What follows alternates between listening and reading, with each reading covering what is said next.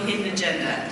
We'd like to thank each one of you and actually applaud each one of you for getting out this morning and braving the snow and the cold and the wind and everything else you had to deal with in order to be here. We really appreciate it, and we are grateful for each and every one of you, parents, grandparents, concerned citizens that are here, because you are concerned about what's happening in Colorado. As you know, we had elections last November, and like all elections, this one had consequences. What is starting to come out of the Denver legislative session isn't pretty, as many of you know, and it's the reason that we are gathered here this morning. It's only February, and already the writing is on the wall that tells us that there's some serious bills that, if and or when are passed, will greatly impact our children, our families, and every one of us in this room in one way or another, and not for the good. However, before we go any further, I'd just like to make a couple of announcements. First and foremost is a housekeeping announcement, and that is the restrooms. If you go out the back door, turn left, go up the stairs, turn left, turn right. There are some restrooms up there somewhere. There's not a whole lot of anything else up there, so you will eventually run into the restrooms. So those are up there. And then I just wanted to remind you, if you haven't already, to please give us your email address. When you came in, there's a registration table there, and I think probably most of you did. But if you haven't done that yet, please give us your email address. We're not going to use this to sign you up to testify at the Capitol about bills. You can be assured of that. But we would like to be able to pass on to you additional information as we learn of it, as well as to be able to send each of you a links to different videos and things that you will see today. So, and we'd just like to be able to stay in contact with you in that way, but we promise not to inundate you with a lot of emails. So please be sure to do that. And then there is a basket back there on the registration table, a contribution basket, and we were just asking you, this is not a requirement or any kind of a mandatory thing, but if you would like to see us do this in other areas of the state. As you know, this is not just a Colorado Springs, El Paso County issue. This is something that's impacting our whole state, all of these bills and these things that are coming down from Denver. And our desire is to be able to take this message across Colorado and inform and educate other people and get other people inspired to take action as well. So, if you would like to just make any kind of a donation whatsoever, we will then give you a unique bumper sticker that nobody else has yet. It's PWP. Parents with Pitchforks. Okay, and we truly do believe that parents and grandparents, we could probably ask the designers, who are John and Ann Maycomer, which we thank very much for the idea, the design, and the production of these bumper stickers. We could ask them to do a GPWP. But for right now, we're just going to stick with the parents with pitchforks. So yes, for any donation of any kind, you will be sure to get one of those bumper stickers. And thank you for our parents with pitchforks this morning. So yes, please pick up one of those today, and then you can consider yourself a charter member of what could soon become a force to be reckoned with in Colorado. That's our hope. Okay. So, I just want to introduce myself. My name is Dwan Rager, and I am one of the organizers / leaders of the Pikes Peak Patriots. We have been in existence here in Colorado Springs for about 10 years now, and we have had the privilege of being involved in many, many things throughout these 10 years. Initially starting out as an educational organization and then political action, we got involved in that, but we've had several members of our team get involved up in Denver writing legislation. We have a liaison up there. You'll get to hear from her soon. We have connections and relationships, good relationships with the good legislators up there in Denver. We've also had the privilege for 8 years of implementing a Constitutional Champions Camp at Rockledge Ranch, where we have taught children from 1st grade through 6th grade the basics of our Constitution through hands-on learning and activities and that sort of thing. And one of our earlier members has taken the initiative upon himself, actually sacrificed much of his life and his family to start the Liberty Tree Academy Charter School out in Falcon. And the principal there, Mark Bromwick, is also a member of 912 Pikes Peak Patriots as well. But I know that many of you sitting in this auditorium have been involved with this organization as well and have contributed much, and I wish I had time to make mention of all of that. But that's who we are, and we are one of the co-sponsors of this meeting today, as well as the CIT group from CFIN, which is a lot of initials, and I'm going to let Dave explain that. Thank you, Juan. So I'm Dave Ripple. My wife Marianne is in the back at that table. Culture Impact Team is what CIT stands for, and CFAN stands for Church for All Nations. So we're a part of that church. And the Family Research Council, how many of you are familiar with them in Washington, D.C.? So they're the ones that originated Culture Impact Teams. And so we are simply one branch of that organization. Every church can have a Culture Impact Team. And if you want to stop by our table in the back and sign up, we can give you resources so you can start a Culture Impact Team in your church. So the Culture Impact Team, as the name implies, is meant to impact the culture. And here's our mission statement. We want to be informed Christians, being salt and light in our culture, working to restore godly values to our government. Wouldn't you love to see that? Yeah. So you can make that difference in your church, and it's an easy thing to do. There's a manual that the Family Research Council provides, and it gives you a step-by-step instructions how to do it. We can give you additional tips since we've started ours, and so we encourage you, start that in your church. And this is something that's meant to take work off your pastor's plate, not put things on his plate. So you can reassure him that this will give him freedom from having to deal with more things. And the meetings that we have at ours, if you'd like to come and sit in on one, is at Church for All Nations. We're at Dublin and Towers, and we meet on the first Tuesdays of the month, March 5 and April 2, and we've thrown in one more because of the end of the legislative session, so we will add one in April. So you're welcome to join us, and we have our email, info@cultureimpactteams.com. Easy to get to us. So thank you so much for coming, and by the way, when I had asked Duan or someone about the name 912 Patriots, I didn't understand where that name came from. And they told me that after 9/11, the day after, people were so polite, so kind, so understanding, that they're working to turn our society back to that kind of being sensitive, kind, loving, the way it was the day after 9/11. So that's where the name 912 came from. So, Duan, I'll turn it back to you. Thanks, Dave. Yes, and it also has to do with the 9 values and 12 principles that we determined that our founders of our country kind of based their lives on. They based their lives on, not only did they pledge their lives, their fortunes, and their sacred honor, but there were values and principles that they lived by and they adhered to, and they built this country on it. So we also wanted to try to identify with those as well. So thank you for bringing that up. And yes, and if you're interested more information, like along with Dave's table back there, there will also be a sign-up sheet for anybody that would like more information on how to get involved with 912. So that said, let's get started with the program and the reason why you're here.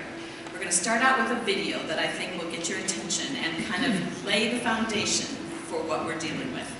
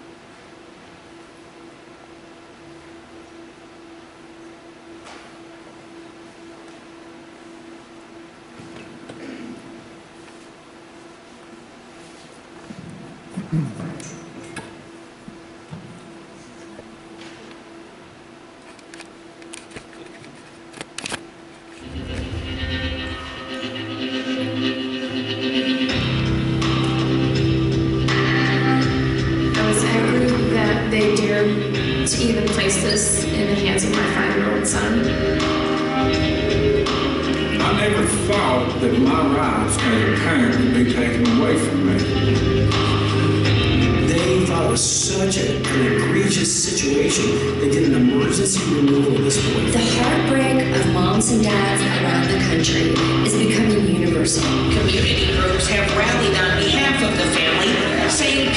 to decide their children's medical treatment. It's a parent's duty to control and direct the upbringing of their child.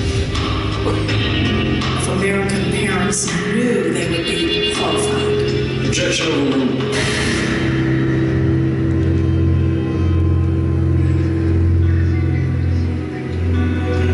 Parents across America are losing their parental rights. These aren't abusive or neglectful parents, but parents who love and protect their children. So why are good parents losing their rights? The vast majority of parents and adults in general think that the normal, traditional rules of parents' rights are still in place. That parents get to make decisions for their children in areas of education, their upbringing, medical care, the whole gamut of parenting decision-making. The vast majority of Americans believe that moms and dads should be able to parent as they see fit. But what they don't understand is there's no legal right that allows them to do so. The Supreme Court of the United States, throughout the history of the nation, has always treated that right of a parent to raise their child as what we call in the law fundamental. When I realize and learn that something that I thought was a fundamental right is not a fundamental right, that is deeply troubling. When we surveyed last year in a Zogby poll over 2,000 people, over 90% of Americans agree with the definition of traditional parental rights, which is that we have the right to direct the upbringing and education of our children as we see fit. 93% of Americans really thought that that was a good idea politically. They're going to be surprised to learn what the courts are actually doing. For the first time in American history, a majority of the Supreme Court no longer treats the parent's right to control and direct the upbringing of their child as a fundamental liberty. The problem with explaining parents' rights to a person as compared to free speech rights, free speech, you say, go look in the First Amendment, there it is. But for parents' rights, there's no place to go and look. You have to go read a bunch of Supreme Court decisions to see how they found it, what they've done to it in the meantime, and it's an evolving standard. That's the problem. There are people each and every day who are scheming to take away parental rights to start to destroy the family structure. We now have a new situation where government itself becomes the standard, and who's ever in power gets to say what your liberty is. Without actual constitutional text, our basic parental rights can be completely written off in the hands of the wrong people, as you'll see in the following true stories.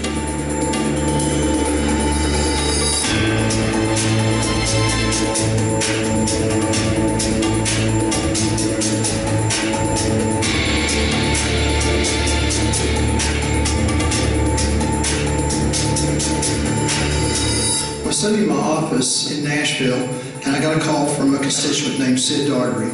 He was so mad, so aggravated, that he could hardly speak. He had taken his son to a physician because he was concerned about some medical issue relative to his son. All right, Zach, I'm going to need you to take a couple of big breaths for me. Nice and deep. My son, he was just in a daze. We took him back to the doctor, and I voiced concerns that maybe it was too much medication. I just don't know, Doc. He complained about his head spinning, and the next thing I know, he's passed out on the floor. Do you have any pain anywhere at all? Just here. I'm an average father. I love my family. I love my wife. I love my children. I never thought that my rights as a parent would be taken away from me. As a dad, I can relate to Sid. He simply wanted to know what was going on with his son. He had been taking different medications. We were concerned that he was being over-medicated. You know, Doc, he didn't start passing out until you upped the dosage on those medications you put him on. I'm afraid this appears to be something else. The doctor, during the course of the examination, decided that he should go ahead and drug test him because some of the symptoms they saw were suggestive of possible drug use. He asked about doing a drug screen. I said, yeah, that'll be fine. I suggest you do a drug screen just to be sure. I'm okay with that. And he said, oh, by the way, I cannot get medical records to my son without his permission because the law says so. He has to give us permission for those results. Children are entitled to medical privacy. We cannot release children's medical results to parents. The doctor, quoting federal law, made it very clear that he could not release the results of the drug test to parents. I'm only following protocol. I have to ask my third 13-year-old for permission. I'm just following federal guidelines. This is his right. We're his parents. What about our rights? We have the right to know if our son's health is in danger. Come on, son. Let's do that. We're only following federal guidelines, Mrs. Doherty. How could somebody tell me that the law says that a parent cannot get medical records of a minor child? We paid for those drug tests. It's not right. It's outrageous. It's offensive to think that that would go on. Absolutely unreasonable. These are federal guidelines that I have to obey. You don't talk to him, doctor. You talk to me. And we, his mother and I, want those lab results. I can't do that. The only way I can release that information is if your son gives me permission. It's the law. And the law is wrong, doctor. There are people in America that would say this is just an isolated case. However, the physician was quoting federal law. Sid Daughtry's case is not just an isolated story. It's happening in America every day, all around the country. One thing that very much concerns me is the subtle way in which parental rights are being eroded. What's amazing to me is the parents that I talk to just don't seem to believe that our country could be infringing upon the rights of families and parents as much as they are. In the medical field, this happens frequently. And it's not just in the medical field, but this also happens in the area of educating our own children.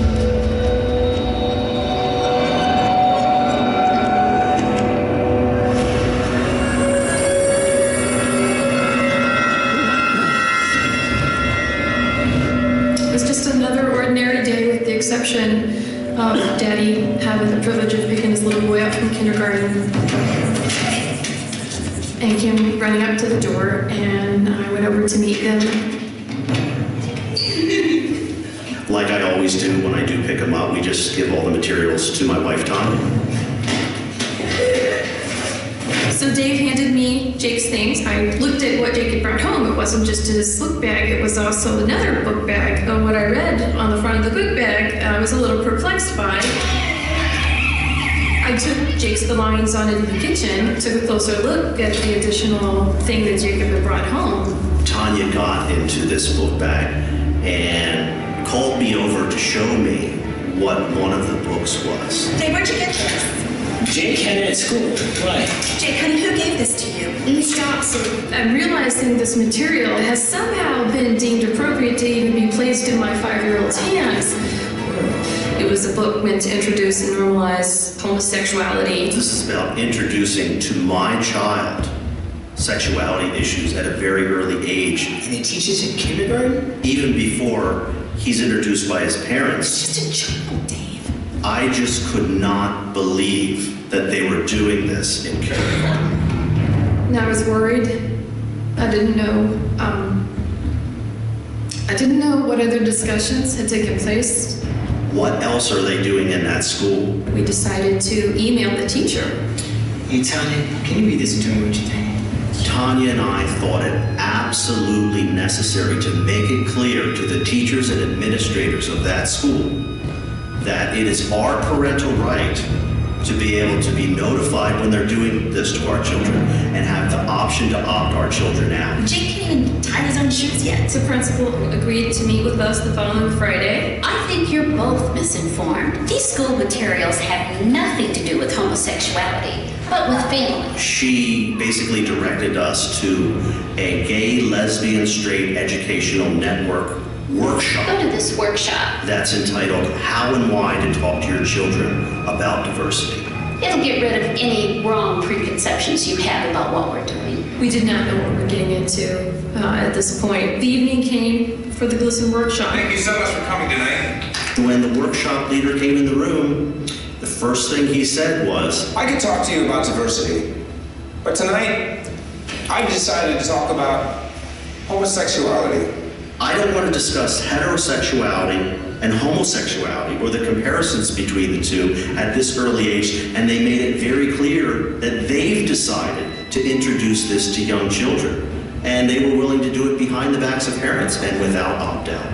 Let me show you what's going to be happening around here over the next few weeks. I was very worried. Not only was my mind racing, wondering what could possibly have already taken place, and what their plans were to accelerate these discussions and presentations to our 5-year-old son. We're going to be putting more educational materials like this in every classroom. Indeed, this is now something they're going to be rolling out more and more. So after we fully understood what they planned to do with the children, we went to the principal. I wanted to catch you before you leave and let you know that we both decided that we still want Jake opted out of these lessons. And we'd like to have parental notification in advance if something like this should come up again. I'm afraid we can't do that. They would not accommodate at all. We had one final meeting at Estabrook Elementary School with the principal and the director of education. There's only 2 months left until school is over. All we're asking is for you to make an exception for one child. Just one child. All right. That sounds reasonable. I think we can do that. Well, thank you. We just need to speak to the superintendent. I think we can work something out. When she told us that accommodation may be possible just for the end of the year, we were very happy. So at that point, I left the meeting, and Dave continued to stay in the meeting. And as I was sitting there, I thought, finally, we're getting some accommodation. Who are we talking about here? We're talking about my child. I'm not talking about the rest of the school. We didn't say never do this. We said when you do it, as they stated they would, notify us first. And we want the option to opt out if we don't think he's ready for that. What I didn't realize was they weren't actually taking that extra time to accommodate. They were formulating another plan. They were keeping me there by leaving me with this promise and calling the police. It looks like we're getting somewhere. Really?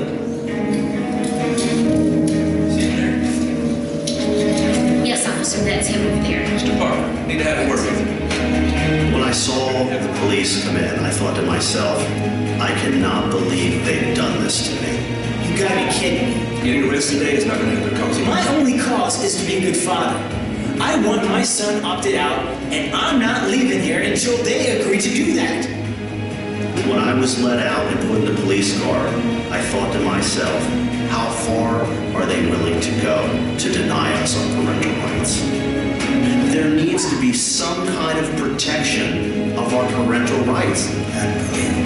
Any form of authority which undermines the interaction and the guidance of a parent for their child has to be stopped. Parents need some form of protection because this type of thing is happening more and more and more.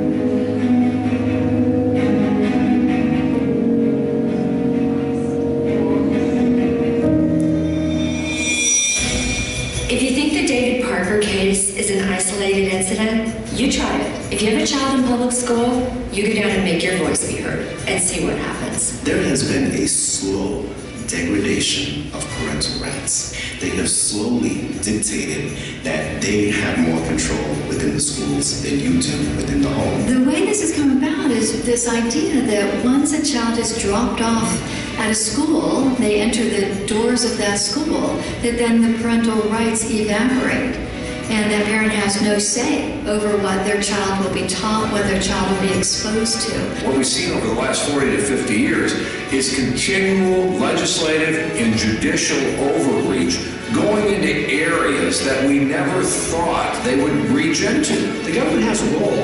It's not the role of a partner. It's the role of a backstop. If you abuse your kids, if you neglect your kids, and they have evidence of that, the government moves in, and they should move in those circumstances. But when they treat all of us as if we're child abusers, that's absolutely outrageous, and we can't stand for it. Karl Marx said that in order to establish a perfect socialist state, you have to destroy the family. You have to substitute the government and its authority for parental authority in the rearing of children. If this situation isn't bad enough, we now face an even greater threat to parental rights that will forever change the role of the family as we know it. This new challenge comes in the form of an international treaty called the United Nations Convention on the Rights of the Child, also known as the UNCRC. or the CRC. On November 20, 1989, the United Nations adopted the Convention of the Rights of the Child, the CRC. The treaty was designed with 4 core principles in mind: non-discrimination, the best interest of the child, rights to life, survival and development, and respect for the views of children. It is frustrating that the U.S. is the only country that has not approved this, and we certainly hope that progress can soon be made. At first glance, the UNCRC appears to promote the rights of children. Interestingly, the USA is the only country that hasn't ratified the treaty. So what's holding us back? Some people think there is nothing wrong with the treaty because it is there supposedly to protect children. But there are parts of the treaty that are very, very dangerous. For example, one says that any government action involving children and parents must be made in the best interest of the child. The second provision says that a child's view should be taken into consideration side by side with a parent's, and that the child's view should be given due consideration. And this is especially true as the child gets older. What this means is anytime there's a conflict or a dispute between a child and the parent, a government bureaucrat gets to decide what is in the best interest of the child instead of the parent deciding what is in the best interest of the child. One of the things the Convention on the Rights of the Child states is that children have the right to access any media or any information that they want. It also means that a predator has the ability to access children through the internet, and the parents have no right to protect their children. So this treaty that purports to give rights to children really makes children more vulnerable to being exploited and abused. The UN Committee on the Rights of the Child is composed of 18 experts from all over the world. One of them is from Uganda. Uganda, in the last year or two, has a bill in its legislature where they're trying to decide whether honor killings should be against the law. An honor killing is a girl gets raped, and to bring back honor to the family, they kill the girl. That's clearly against the UN Convention on the Rights of the Child. Yet, they've got a person sitting on this committee whose country can't make up its mind whether or not honor killings are acceptable. This is not a convention on the rights of the child. This is a convention on the stripping of rights from American parents and parents all over the globe. Let's look at some of the countries that have adopted the UNCRC. In Holland, children start sex education at age 4. In Sweden, homeschooling is illegal. Do it and you'll face criminal charges and risk having your child removed from your home. In Belgium, doctors can terminate the lives of babies under a year-old if they feel the child is somehow disabled or deficient. In 16% of cases, they didn't even ask for the parents' consent. A fit, loving parent who cares for their children is now put in the same position as an unfit, abusive parent under the provisions of the UN Convention on the Rights of the Child. The convention is sufficiently vague, gives sufficient power to government, and could be misinterpreted by judicial bodies to interfere with parents and their parental rights. And even if the UNCRC does not get ratified by the U.S. Senate in the near term, a clear trend is emerging that should greatly concern parents.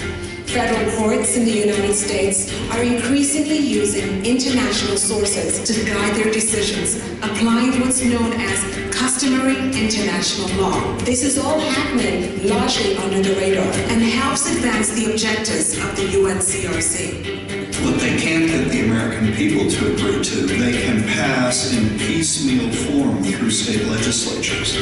They can take an article that's incorporated into the wording of the United Nations Convention on the Rights of the Child, lift that article out, make a law around that article, pass it through a state legislature, and by doing this 20 times, in effect, such and such a state now has as its law the United Nations Convention on the Rights of the Child. In our court system today, the customary international law says, we're going to not only consider U.S. law, but we're also going to take into account international law. There have been cases where judges have brought into their decision-making customary international law as modifying their interpretation of how U.S. law ought to be applied.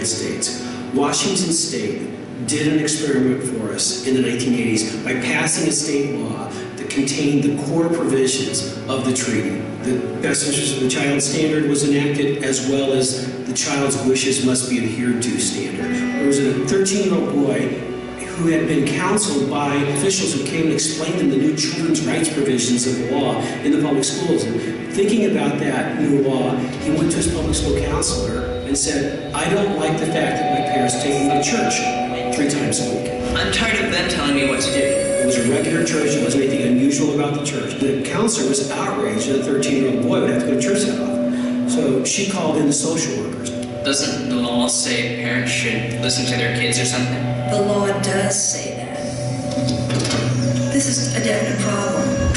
It was Friday, and they thought it was such an egregious situation. They did an emergency removal of this boy. You're not supposed to do an emergency removal of a child in this kind of a case unless there's clear and present danger of some real harm. Well, it's Friday, and Sunday is coming. He's going to have to go to church twice. So they did the emergency removal. This is Eric. Hi, Eric. We're going to take a short vacation from your parents. So why don't you gather your things and come with me? I didn't ask to leave. The social workers actually just took the child directly from the school and put him in foster care for the weekend. They just made the decision themselves. They didn't go to court, they didn't get the police, they didn't get the parents' permission, they just did it. And then they notified the parents afterwards that they had removed the boy. The family found out their son's in foster care because of church attendance. When you do that, you have to give the family a quick hearing. So the following Tuesday, they gave the family a hearing. Now, I was the lawyer for the family. I was a young lawyer in Washington State. Since it's a juvenile court, everything is closed. You don't have very many people in the room. It's just the court reporter and the judge and the bailiff. All right.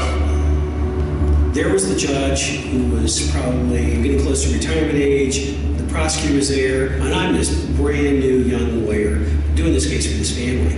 Mrs. Patelli, I see from the file that the department took custody of Eric on Friday because of a serious dispute over the parents' failure to follow the boy's wishes concerning church attendance. The department further alleges that this is not in Eric's best interest. Is that correct? Yes, Your Honor. That's it. Are they serious? That's it? With that said, then, let's proceed. On Friday afternoon, CPS took Eric Cooper in their custody without giving his parents any notification. This boy was taken without any proof his parents had harmed him, and that's what due process of the law requires. Not only is this a due process violation, but it is an unconstitutional invasion of parental rights as established by the Supreme Court.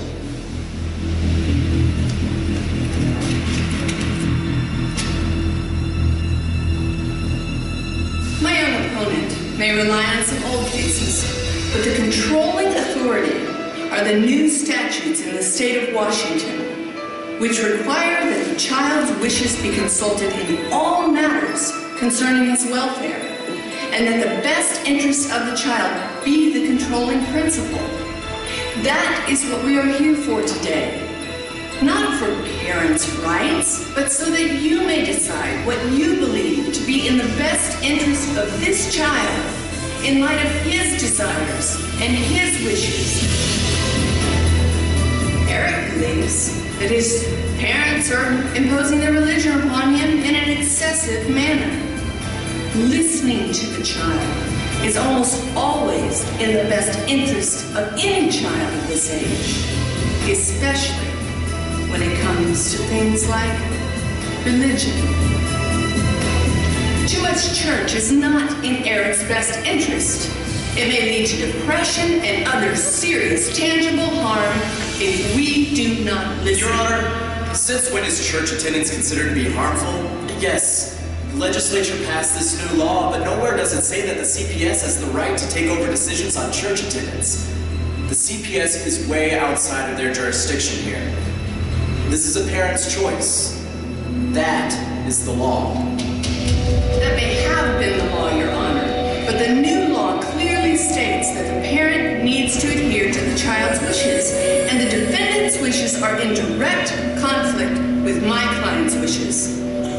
The mom and dad were obviously very nervous, very upset, scared. The judge listened to both sides, but it's pretty obvious he was fairly irritated.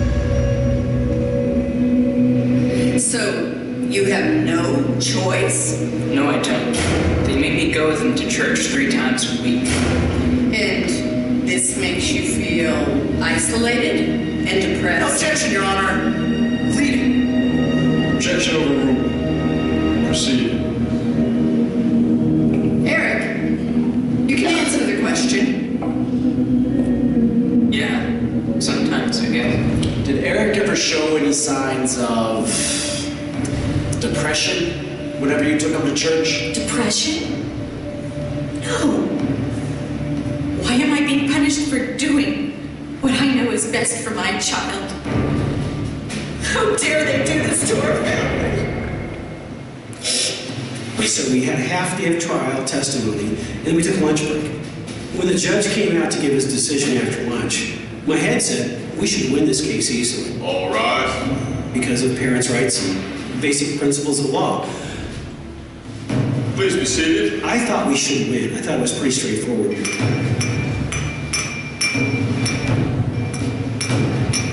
If you ever wanted to see a perfect example of how the UN Convention on the Rights of the Child would work in this country, what the judge said is absolutely classic. As soon as he started talking, I knew we were in trouble. So, I think once a week church attendance is sufficient for a 13-year-old boy. Those words I can still hear ringing in my ears. Once a week is enough church for any 13-year-old boy. You really need to start listening to the wishes of your son. Unbelievable. But then he started explaining his reasons. His reasons were Washington State's new law, which is exactly the same as the core provisions of the Convention on the Rights of the Child. If you disagree with the ruling of this court, Child Protective Services will retain custody of your son. Is that clear? All right. So be it. This family lost the ability to decide how often their son would go to church because of the best interest of the child standard. That's at the heart of the Convention on the Rights of the Child, and that's exactly how it would work in the United States. To determine that that child can't go to church. Now, if I'm in a cult and, the child is getting hurt, participating in activities in that cult, then I think that the government should step in. You don't really want anyone to interfere with, what you believe is right for you and your family.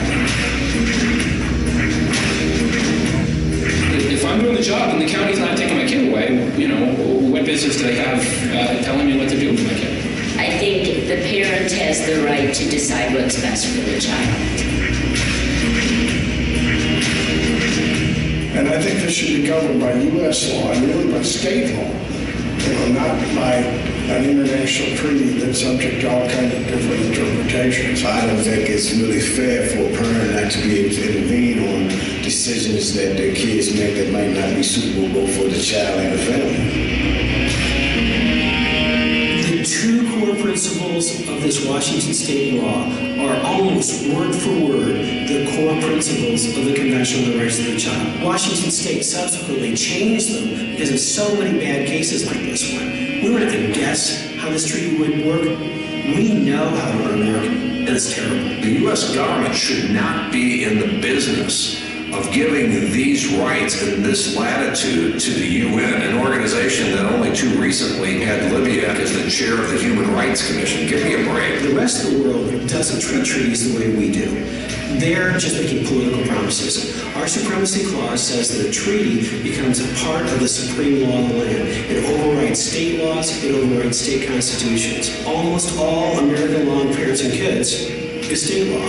So this treaty would become supreme over virtually all American law on parents and children. The reality is that these international bodies would not just be providing guidance, their opinions would be used to overrule our federal statutes. President Clinton, during his administration, approved this treaty. So all that is left for the Convention on the Rights of the Child Treaty to be part of the supreme law of the land is for 2/3 of the United States Senate to say we want it to be so. When government is given essentially unlimited power, the system that was created to supposedly protect children can easily become the very perpetrator of harm.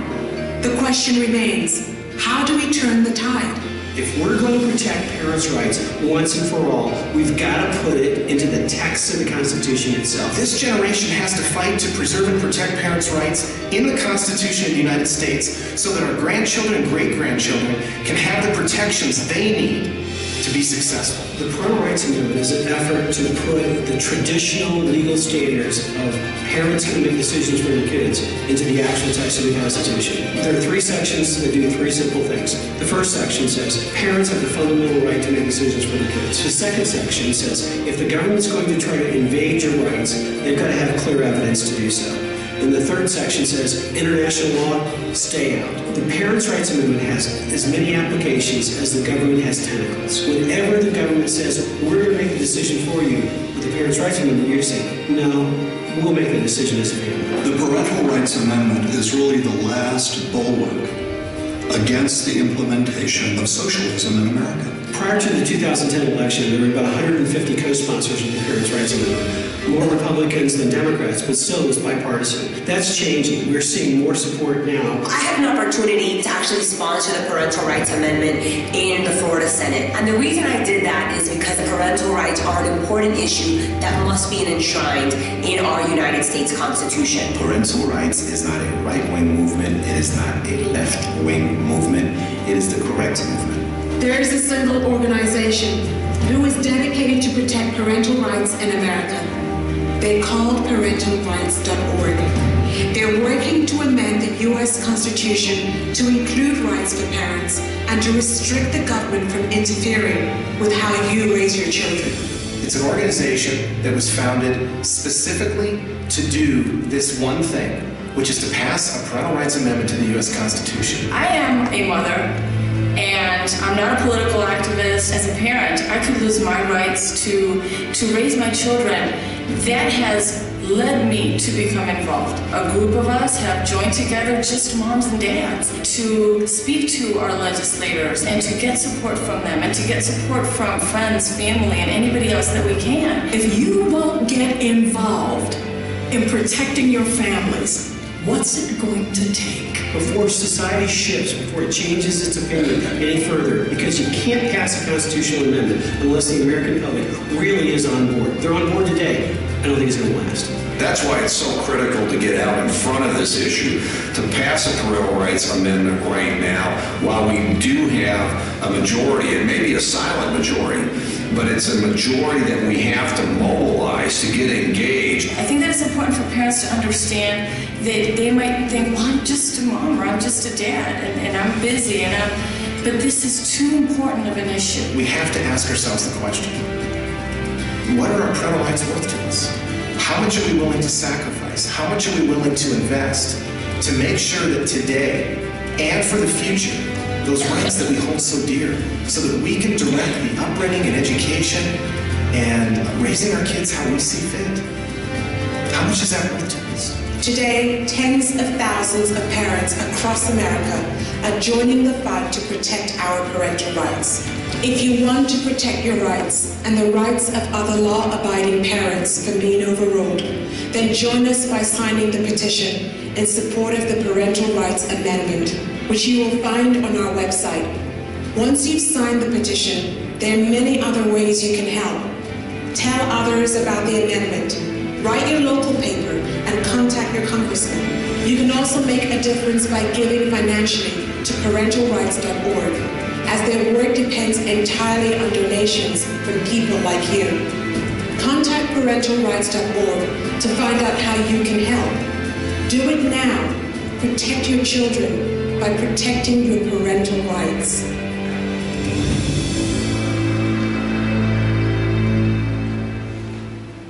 Pretty scary, isn't it? So I'd just like to call your attention to, there is a web page, and I'm going to ask that that be brought up, parentalrights.org, but they have moved past the stage where they're collecting signatures on the petition. They have a bill now that is in Congress, and you can take steps to ask your congressman, senator to support or sponsor this bill. So you can go to that parentalrights.org, take action. Also, I'd like you to be reminded that this is a federal issue. This is something that's in the United States Congress. Most of what we're dealing here with today are Colorado state issues. And so we would like you to pay attention to this federal issue, which will safeguard parental rights. But the remainder of our seminar is devoted to safeguarding those rights at our state level. So I'll ask Dewan if she'll continue now. Thank you, Dave. We are really blessed this morning to have some expertise in this area of parental rights and legislative issues that are going to impact all of us. And I would like to start out first by inviting Stephanie Curry to come up to the stage to speak with you now. Stephanie serves as the Manager of Public Policy with Family Policy Alliance, a national organization that promotes policy in a nation where God is honored, religious freedom flourishes, families thrive, and life is cherished. Stephanie provides in-depth local and state analysis and legislative strategy for a network of 40 state